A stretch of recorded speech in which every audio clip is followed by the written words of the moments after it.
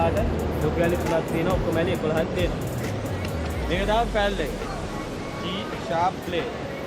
මේ ෆයිල් එක අල්ලලා යද්දී අපිට ඇඟිලි මේ විදිහට තියලා අනිත් ඇඟිලි අතර මේ විදිහට පිටින් අල්ල ගන්න.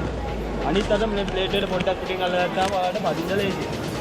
කවුරුත් මේ විදිහට අල්ලගන්නේ නැහැ. හේතුව තමයි අර වගේ අල්ලක් පිට යද්දී මේ ප්ලේට් එක ගිහලා ගලක වැදුනොත් මේ බටේ වතුර ගෑනවා පිස්සලා. ඔයාලා බී කාගේ හරි වදින්න පුළුවන්.